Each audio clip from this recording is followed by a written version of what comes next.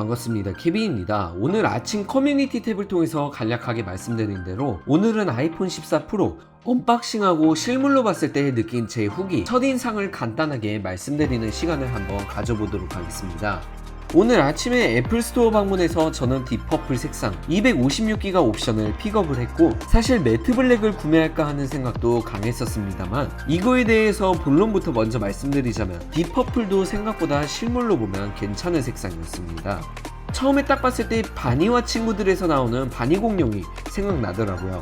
스페이스 블랙 같은 경우 사진상으로 보면 굉장히 어두운 매트 블랙 느낌이 나서 옛날 아이폰 7 Z 블랙의 무광 버전일 줄 알았는데 실물로 보니까 그렇게 많이 어둡지는 않고 기존에 있던 그래파이트 색상에서 검은색 물감 2방울 정도 떨어뜨린 느낌이 들었습니다. 이번 아이폰 14 프로 라인업에 48메가픽셀의 메인 카메라가 탑재가 되면서 카툭티가 기존보다 더 커지게 됐습니다. 바닥에 뒀을 때 왼쪽 윗부분을 눌러보면 덜컹거리는 소리가 아이폰 13 프로보다 소리가 더 크게 나는 것 같아요.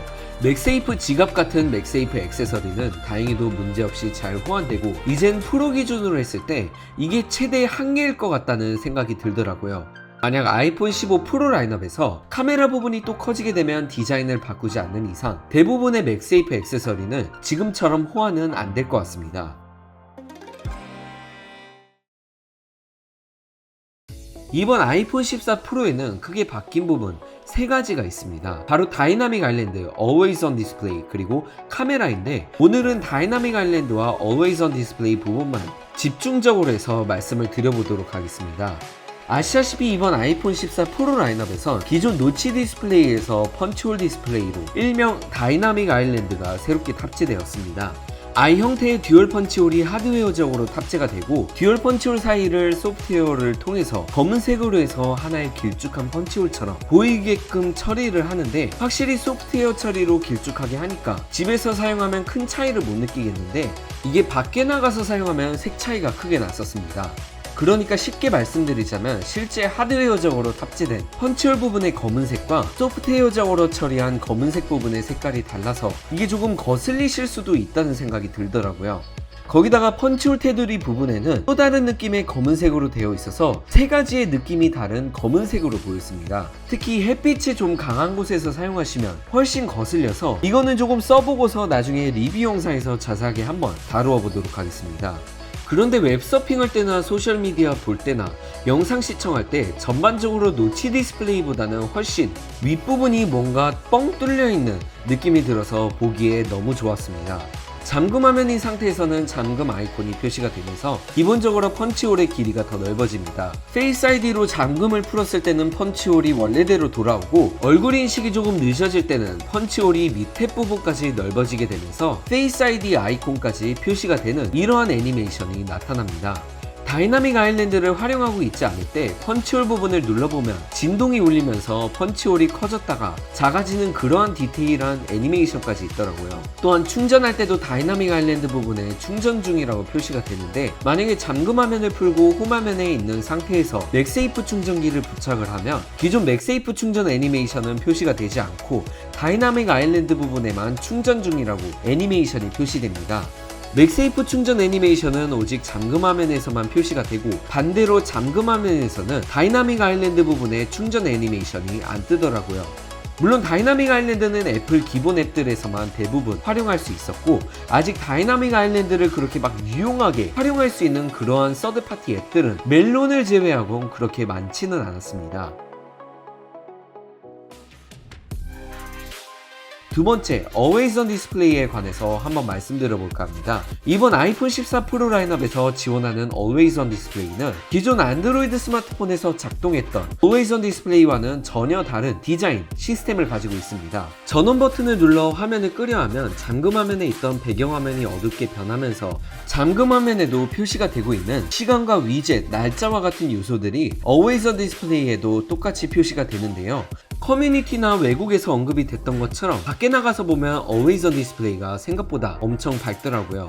이게 밝기가 고정이 되어 있는 게 아니라 잠금 화면이나 일반 홈 화면에서 사용하는 것처럼 주변 빛 환경에 따라 밝아질 때도 있고 어두워질 때도 있더라고요. 그냥 집에 들어와서 있을 때는 어두워져서 그렇게 많이 밝진 않은 것 같은 느낌이 들었는데 밖에 나가서 사용할 때는 환경이 밝다 보니까 이게 Always on Display 화면을 표시하고 있는 건지 아니면 잠금 화면을 표시하고 있는 건지 헷갈릴 때가 있었습니다. 그리고 5초 이상 펀치홀 부분이 아예 가려지게 되면 AOD가 잠깐 꺼지게 되더라고요. 배터리가 빨리 줄어들지 않도록 필요한 상황에서만 AOD가 켜지고 환경에 따라 밝기 조절하고 이러한 식으로 시스템이 작동하는 것 같습니다. 근데 AOD 있으니까 확실히 시간이나 날짜 확인하려고 전원 버튼 안 눌러도 되고 아무것도 표시하지 않는 것보다 훨씬 좋더라고요.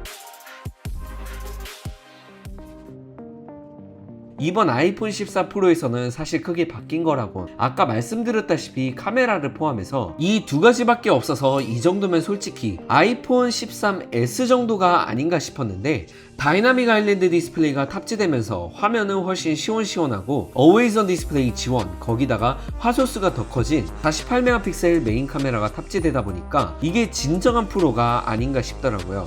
제가 그동안 큰 화면, 삼성페이, 그리고 평소에 안드로이드 생태계가 작업하는 데 더 편하다 보니까 갤럭시 Z 폴드 4를 메인으로 사용을 했었는데 당분간은 아이폰 14 프로를 메인폰으로 사용할 듯 합니다.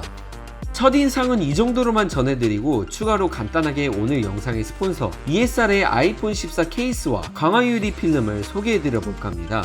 ESR에서 아이스 실드 케이스와 에센셜 케이스로 두 가지의 아이폰 14 라인업 케이스를 출시했습니다. 아이스 실드 케이스 같은 경우 뒷부분에 강화 유리가 사용돼서 일반 젤리형 케이스보다 후면 부분이 더 깨끗하고 투명한 게 장점인데요. 옆면 같은 경우 일반 에센셜 케이스와 동일하게 TPU 소재가 사용되었고 강화 유리다 보니까 스크래치나 이러한 부분에도 강하다고 합니다. 에센셜 케이스는 네이밍 그대로 젤리처럼 부드러운 슬림형 TPU 케이스인데 슬림형으로 제작되어 있다 보니까 개인적으로 그립감과 밀착감이 더 좋은 에센셜 케이스가 저한테 더 맞더라고요. 그리고 보통 TPU 소재가 사용된 케이스들 중에서 볼륨 버튼이나 전원 버튼들이 잘 안 눌려지는 그러한 케이스들이 굉장히 많은데요.